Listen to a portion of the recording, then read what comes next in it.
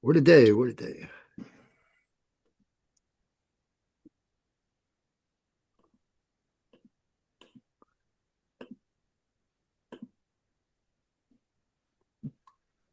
So I was just thinking of what would be one statement that you could say was absolutely true.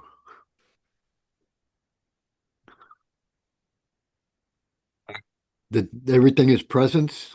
That would be sort of a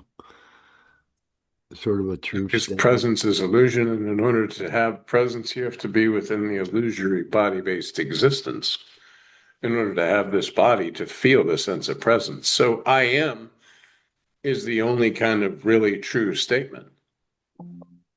Well, okay. Prior to beingness, prior to everything, I Yeah. am. You are. Not I am presence. No, I, just I am. yeah, You exist. yeah, I exist. yeah, And you exist prior to the knowledge of your existence. And that's it. uh, Now you're enlightened. yeah. And it's sort of the same as saying being exists, isn't it? Being exists. Being doesn't exist because being is within the bubble of illusion experienced. Because I still, my mind, when I try to know stuff, I think of being, I can know myself being, or I can know being, but I can't know, it seems like doing. Of course, that's a type of I guess knowing is a type of doing, but doing is part of illusion. Being somehow being me, I guess, being I am is you're saying is the only thing that's not illusion. You just break it down to the most simple thing. I exist. Because you exist without the knowledge of existence. So And the that's it. knowledge of existence couldn't be there unless you are. Yeah. Yeah. And with the knowledge of existence comes the knowing of all these other things. Oh, I exist. Just like in a dream. You're laying down sleeping. There's a quote, deep sleep, where there's no sense of a you, no sense of an anything, nothing, just a void. And yet it's not really void because, again, you are. Then this sense of existence starts to stir, and boom, a dream world is projected immediately. You identify with one of the dream characters and begin a dream story. Which And is this is how mm, the waking dream works as well. yeah, which is includes the whole world. Not the dream is the whole world. It's like as soon as To there's say even world doesn't really make sense because it's appearance within the formlessness. So world is like saying this is a wall. Well, is this a wall or is this like plaster Paris and some wood and things like this? We're labeling it wall, uh, and we all understand this. We use the words to label something so that we can all understand this is a wall. But to say the world, it's an appearance within the formlessness that you are. And so it really has no substance other than our words that we use strung together and say, this is a world. and so therefore we end up feeling limited because we Well, uh, because of identification with the form. yeah, You're formless. Now you identify with the form. Even if it's a really big form, it still limits the formlessness. yeah. Let's say you identified with a T Rex. Okay, there's a giant thing, yes? But it's still limiting you because you're a formless and you're now impressing that you're a form. So you're caught in the bubble of illusion of I am something when you're nothing. You're formless. You're spaceless, timeless, absolute. And then you get caught up in the form world and you believe, oh, I'm this form. And again, just like in dream, you lay down at sleep at night, you immediately identify with the form. Mhm. You certainly don't dream about your formlessness, because where would be the dream? Just like in the waking state, when you know yourself in a real sense, the dream is finished. The waking dream is finished. Yes, you go about your duties and do this and do that and all these things, but oh, I'm formless. The formless holder of the body. As we said last time, what's the form of the one? Oh, you're formless. Yes, the body form is available, but it's not you. In order to play in the illusion, you need a body form. Even an ant. Again, we go from T-Rex to ant. It's the same. It's just the form. And the formlessness says, I'm this. Let me go about my little ant duties, or let me go about my T-Rex duties, because I've identified with form as myself. And when I identify with the form, I'm going to see other forms. So you could say the ant identifies also with being an ant. Well, an ant has basic instincts and does little ant things. It That's performs as an ant. identification. It has to identify. Presence in the form of an ant is impressed to do like these things. That's why Maharaj says the basic instinct of life to survive, the presence in the form of an ant, if you pour water, the ant runs away because its instinct is, I have to protect this body. Because it identifies, the identification is going on with the ant. Absolutely. If this body ends, then I'm no more. Oh my God, what happens to me? That's why all the people they ask, oh, after death, what happens to me? But there's no death because there was no birth. If you're identified with the body, you could say that this body can no longer sustain the formlessness, and it kind of dries up and goes back to the earth. It's either burned or buried. But it's just elemental goo that no longer we're supplying food and water. But you don't go anywhere. There's no birth and there's no death.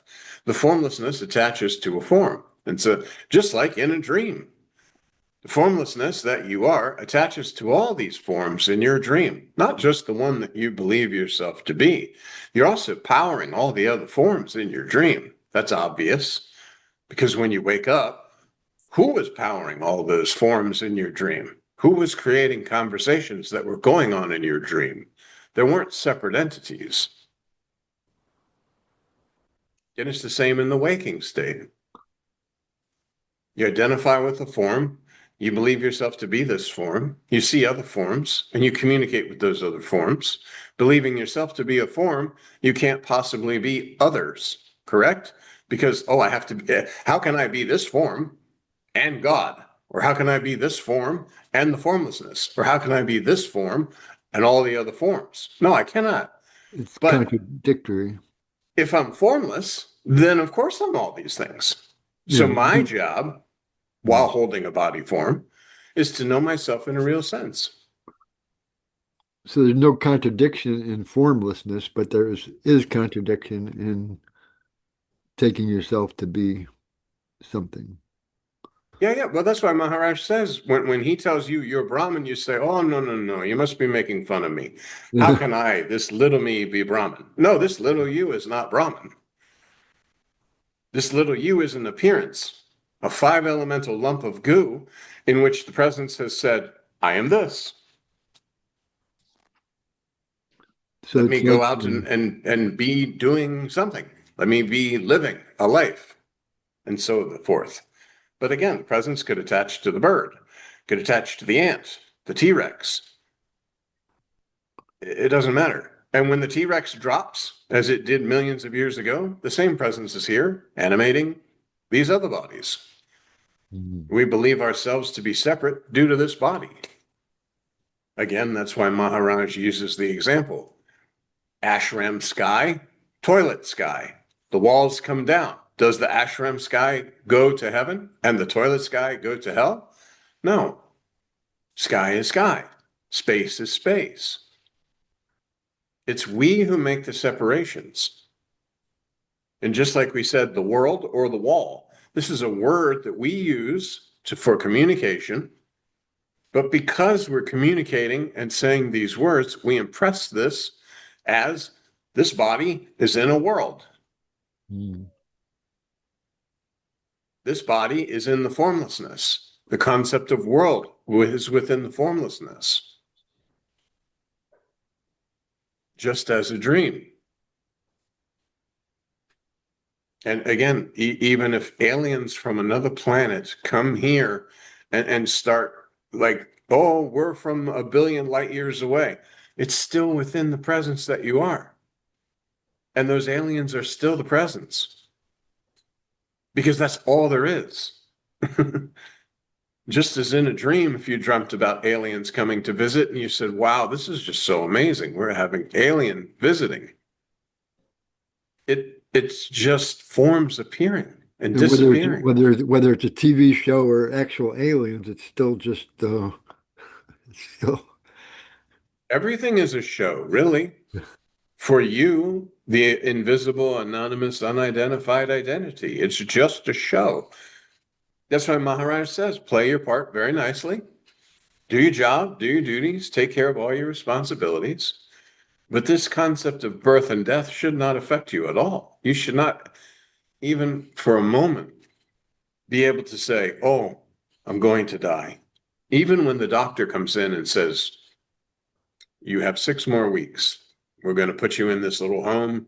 You're very old and all this. You cannot walk anymore. And they're having machines take you. And you say, oh, you're very old, this. But the presence is not old. The funny thing is, the old people in the hospice presence is the same as the day they were born, looking out of these eyes. Now it's just, oh, the body can no longer sustain this essence, and presence will no longer be operating this body form. And all the other forms that come to the funeral of this body form are the presence, perhaps with different various ideas impressed through mind that I am the father or well, not the father, of course, because I'm an old guy, but so I am the son or the daughter or whatever of this old person, and I love them and they took care of me and all this sort of thing. But it's body-based relations, and you are not body. Uh, but to have the movement, it has to identify with one of the objects, right?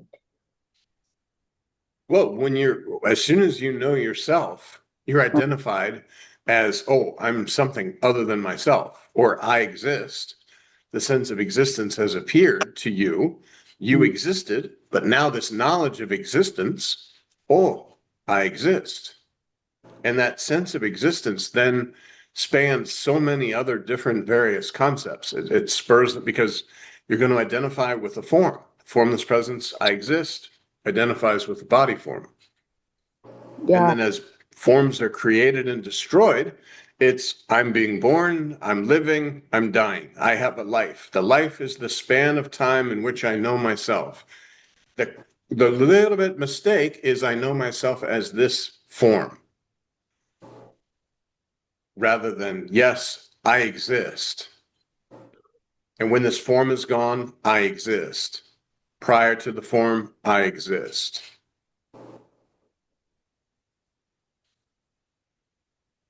it's kind of a birth of dishonesty, but you don't realize you're being dishonest because you're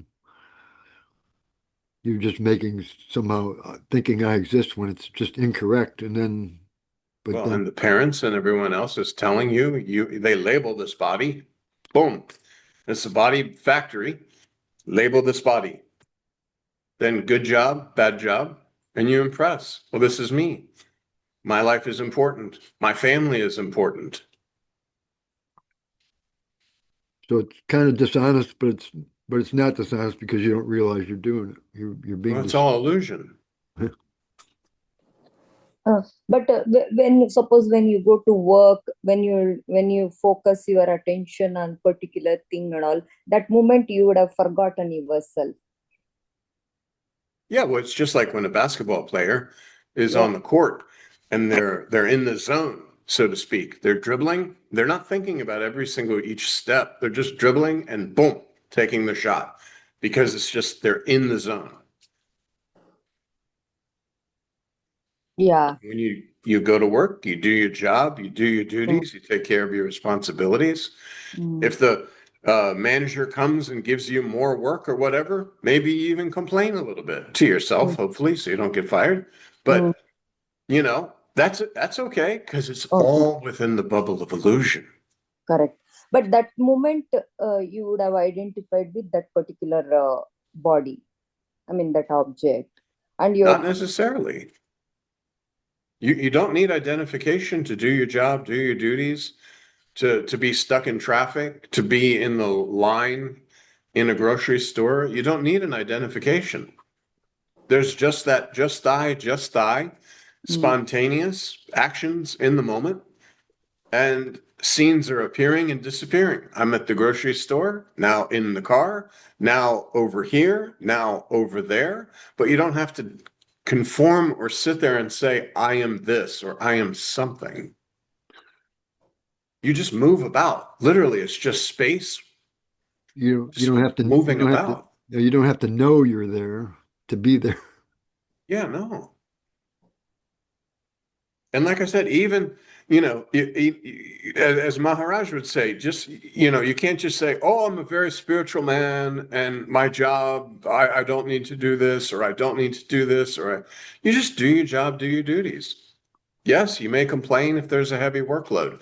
It doesn't mean you're identified. You're just like, oh, it's a heavy workload. Okay, back to work. Let's do this thing.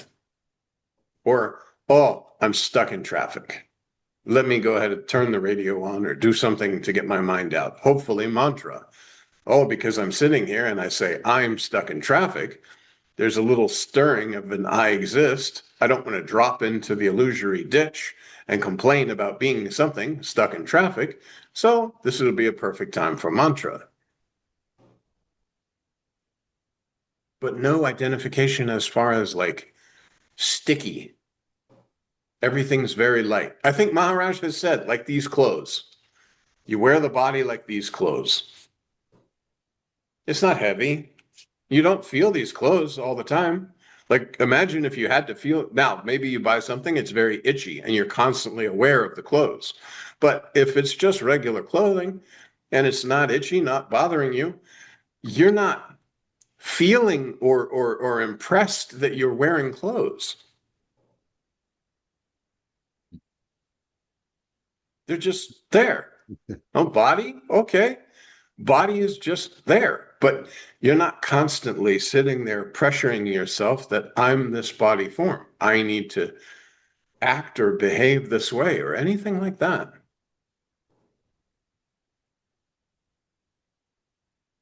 And that's why Maharaj says, you don't keep saying, I'm a man, I'm a man, I'm a man, or I'm a woman, I'm a woman, I'm a woman, because this is, you know this. You don't have to keep reminding yourself of your name. And you don't have to keep reminding yourself that you are the formless absolute.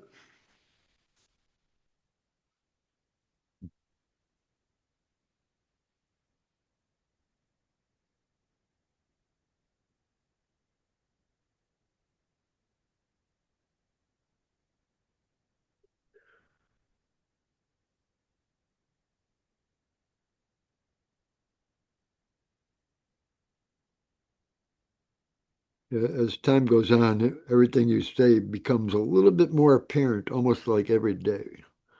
Like I was feeling, I've had these feelings in the past, and then, and there's still just feelings and experiences, I guess. But it's sometimes I was feeling like everything is a dream. I was actually feeling that, and then I was also feeling today that the clouds. I was looking at clouds, and they were actually within me, like everything. Not Yeah, only yeah. because they're just another aspect of motion that's going on. Motion's going on outside of me, it's going on inside of me. It's nowhere else other than presence, I guess. I guess that's still in presence, but Yeah, the entire world is illusory and it appears within you. And clouds are a good example because you look at the clouds long enough, you say, oh, I see a dog. Oh, I see an elephant. But it's just form, and a concept is being impressed on this form. Your concept. Yeah. You're seeing this. Now, maybe somebody else says, oh, yeah, that cloud does look like a dog. But it's a formless cloud, just kind of clouding, and then you're impressing a concept on it and saying, this is something. Because this is, if you follow along with the flow of thoughts and follow along with this mind, then this is how everything needs to be compartmentalized. Because remember, the mind came along with the body.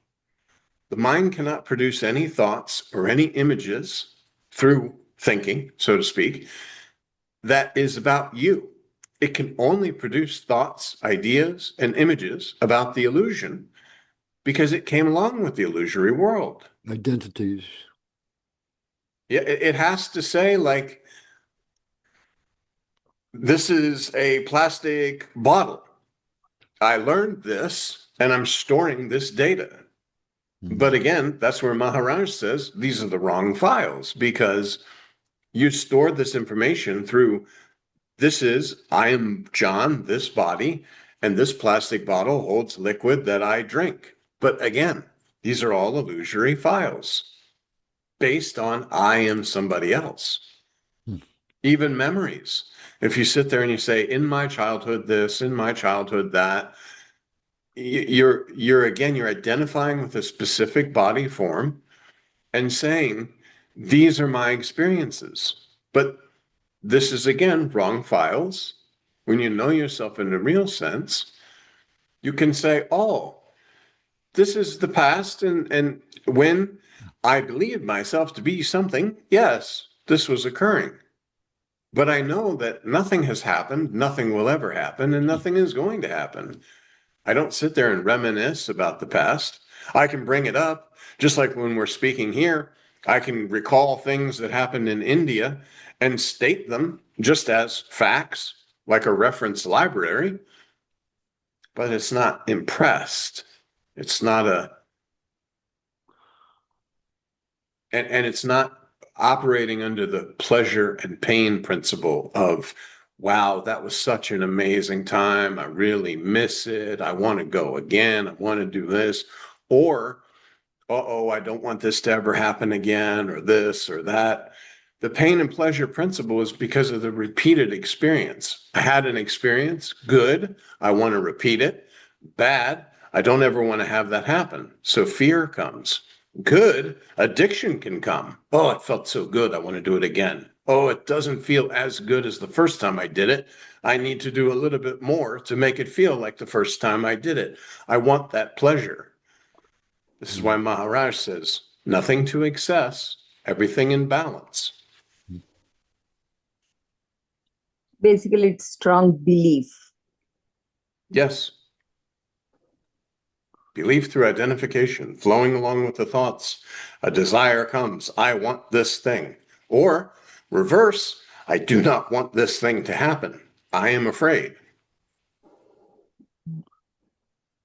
And some is okay. You're holding a body form. It's good to go to work every day. If you said, I have no fear of being fired, then you'll be fired. This is very simple.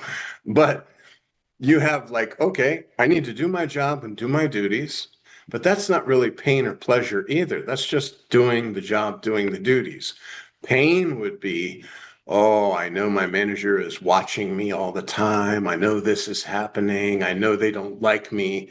This is going into the thought process, identification, and the pain principle. The pleasure principle of, oh, I'm going to get this promotion, I'm going to do this, and I'm going to go on a vacation with this money and all this.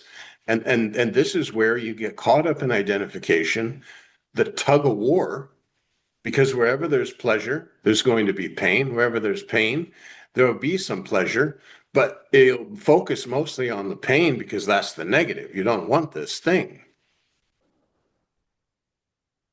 When you know yourself in a real sense, scenes appear and disappear. Basically, whatever present moment it appears spontaneously, just do it and leave it.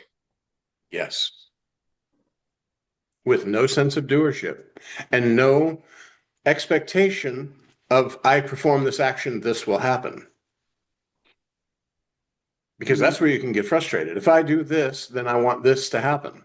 That's your pleasure pain principle. That's identification. If everything is pick up,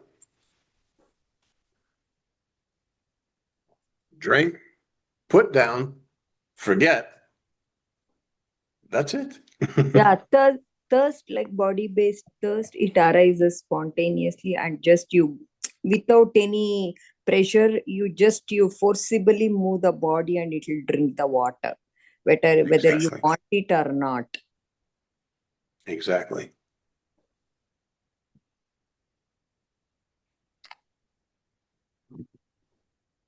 So this dream is not under control of me, because you see how that body, when you feel thirst, it forcibly, whether you want to drink or not, it will move and it will drink the water.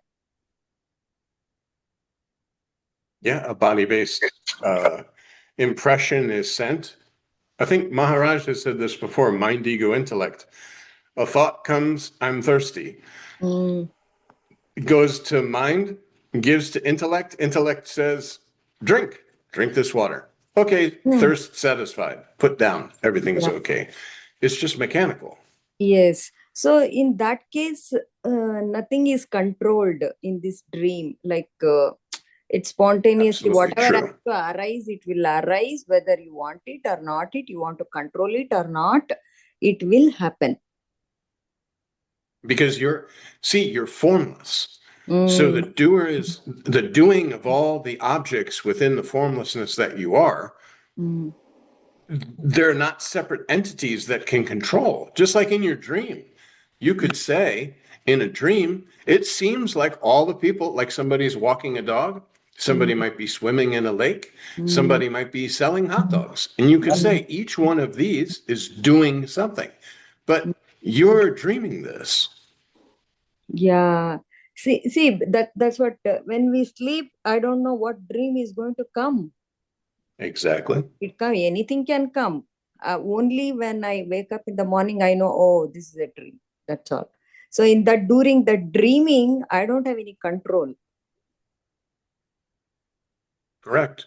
But in the waking state, you really don't have any quote control. Even all the things that we do that are doership is based on conditioning of I'm this body form and I've been doing this. Like if we were born in some mountain somewhere, we might believe that cannibalism is absolutely acceptable. This is just the way it is. But here we wouldn't do that.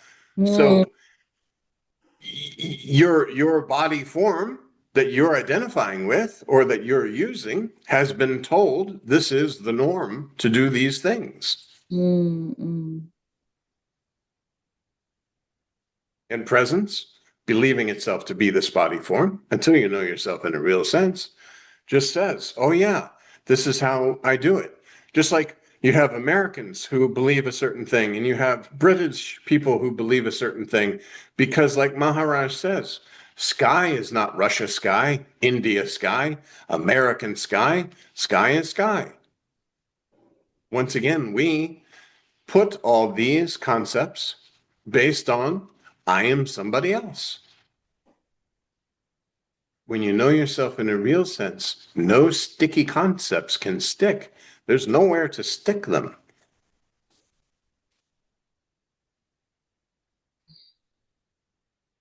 But still, when just now you said in the beginning, this body form is the purpose is to know who exactly we are.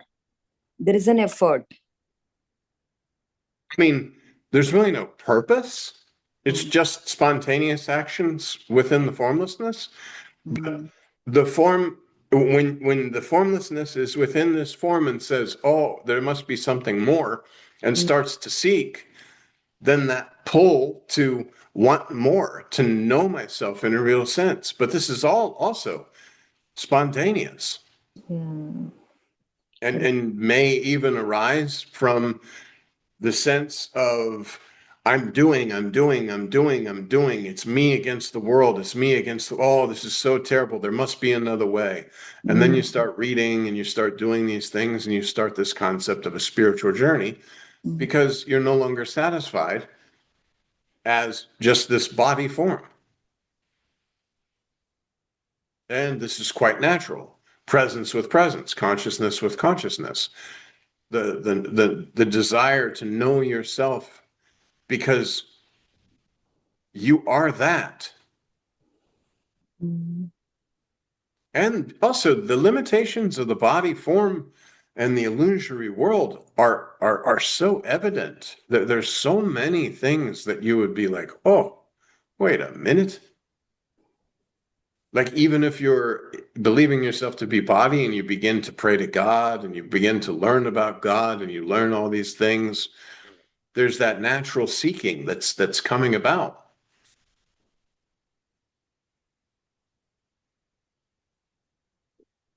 It's hard to maintain the illusion of being a body in a world because there's so many things pointing to the fact that you are not that. Or that there's, quote, something greater than this body form.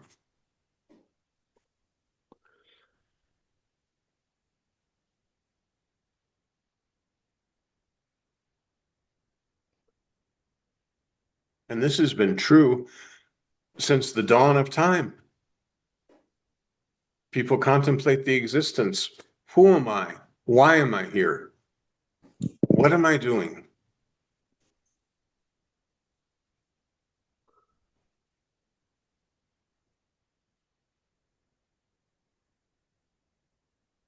That is the mind, right? The mind is giving the flow of thoughts. Identification with the body form says, who am I? Then who am I is the investigative process. Who am I? Well, or you have a near-death experience and you have some vision. Oh, I wonder what that was. You become religious because you've lived a really crazy life. Now you want to turn to a more peaceful life, or whatever kind of body-based illusory experience is occurring. It's a magnet that pulls you to yourself.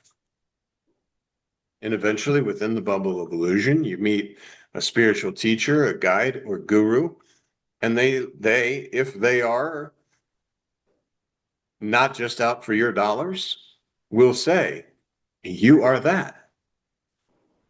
You are not body. You were not body. You're not going to remain the body. And now it's up to you to investigate this. And not investigate just by using body, ego, intellect, mind. Sit with meditation. Meditation slowly, silently, and permanently removes the illusory layers. The fire was burning brightly. Presence was there all the time, just covered with illusion. Presence may be in the beginning like, oh, what is that? I feel this subtle, peaceful presence. And then selfless self-intoxication. I want more of this. This is so nice. Then you begin to look for this sense of presence in everyday activity outside while you're doing all your activities. Oh, stop and smell the roses, so to speak. Some people, when they're in nature, they feel the expansiveness of the nature and they feel the sense of presence without being able to even identify it. They just feel something. Yeah, more This calm. is Yes, something like more calm and because you're in the nature and you're not mm, sitting there flowing along with the flow of thoughts. yeah, yeah. And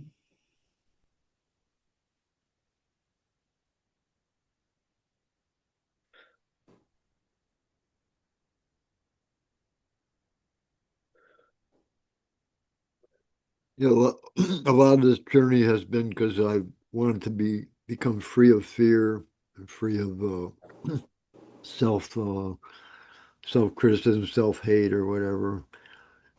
And so, but now it occurred to me now that largely I'm not in a state of fear. I mean, I'm not always in a state of fear. I mean, it can seem like it sometimes, like the fear never leaves or something, but actually, there's plenty of times for probably any human being when they're simply not afraid. Well, it's when self-consciousness with the little s is Mm. more than self-consciousness with the big S. The more you have self-consciousness of I'm this body in this world, I need to protect this body, I need to do these things, I need to take Uh, care of myself, nobody's going to take care of me, blah, blah, blah, blah, blah, then fear will come. uh, But the more there's self-consciousness with the big S, uh, I am not body, I was not body, I'm not going to remain the body. there's no There's no fear, birth or death. no fear at all. There's no others. I'm formless. What kind of trouble can come to formlessness? Can formlessness go to hell or heaven and be tortured or praised or pleased? No. How? That's why Maharaj says sky. Is the sky happy?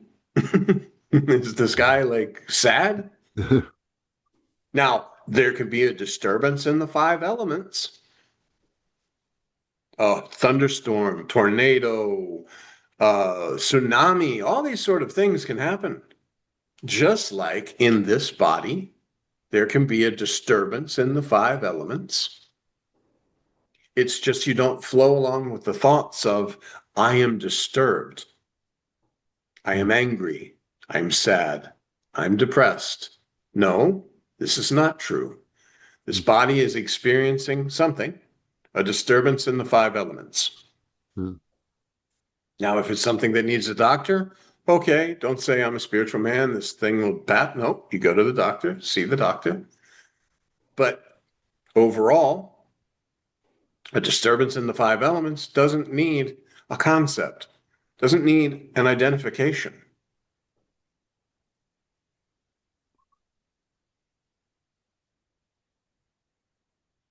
So you could say that's spontaneous too, I guess. Yes, Appearance, but spontaneous appearance. it's issue of, like you were saying, like self-consciousness, whatever. This is a five elemental body, and there can be disturbance in the five elemental body. You can feel tired, you can feel depressed, sad, angry, happy, elated, tired, not sleeping. But like Maharaj has said, don't attach the concepts to this of I can't sleep, or I'm not sleeping, or this is disturbing my sleep, or this is disturbing my day, or I'm angry. Because it passes as long as you don't sit there and crank up the mind factory, which is just a flow of thoughts through identification of I'm having this experience. Again, perfect time for mantra. It stops the layers, the layering. Absolutely. When the mind is concentrated on mantra, that's like Maharaj says, the mother needs to cook the food, give some toys to the children to play with, because if the children don't have toys, they interrupt mother every 5 minutes and mother cannot get any cooking done. So mind is given mantra. Okay, mantra, mantra, mantra. And now these, I'm not disturbed.